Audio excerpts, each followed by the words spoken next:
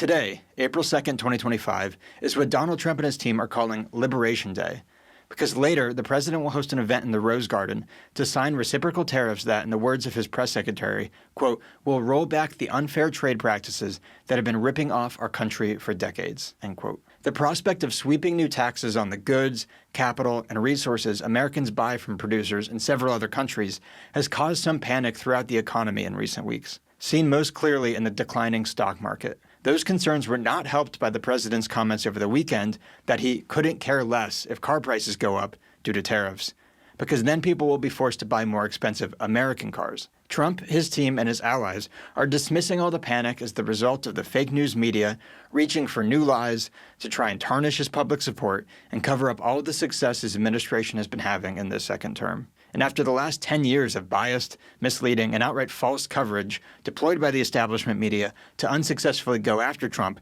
that's a believable angle. Establishment politicians, official experts, and media figures have cried wolf so many times that it's remarkable anyone still trusts them. However, that does not necessarily mean they are wrong 100% of the time. And in this case, the establishment media and mainstream economic experts are more right than wrong in their warnings about these new tariffs. But you don't have to listen to them and their mostly right but somewhat flawed economic arguments. The best explanation of the effects of tariffs comes from economists in the Austrian school of economic thought, most of whom are just as opposed to the crony global trade system as the most ardent Trump supporters. In short, like all other taxes, tariffs impart a new cost on producers.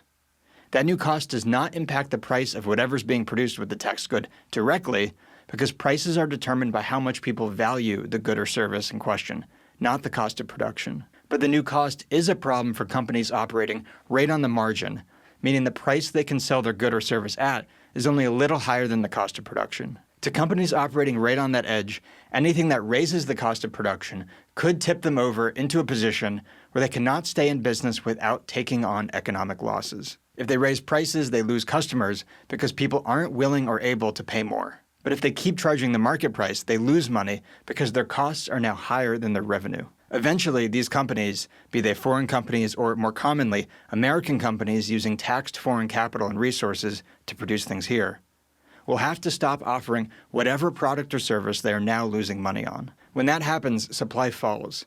But Americans want whatever they had been consuming just as much as before.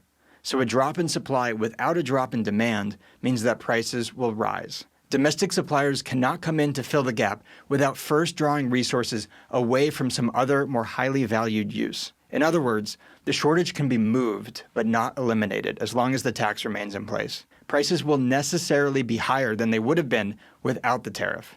That is inescapable. All the tariffs other governments put on American goods that Trump plans to respond to today bring about the same exact effects in their own countries. It shouldn't come as a shock to any right-winger that European governments, much less the Chinese Communist Party, are willing to harm their own people to raise revenue and warp trade to their regime's own benefit. We, in the U.S., should not be looking to their decaying economies and increasingly totalitarian societies for inspiration. Some claim that Trump is actually misleading his supporters about the benefits of tariffs and is only using them to try and negotiate his way to a world without tariffs. The global reciprocal tariff strategy he is expected to unveil and implement today is often pointed to as evidence that that is Trump's true aim. A world without tariffs is, of course, a good goal.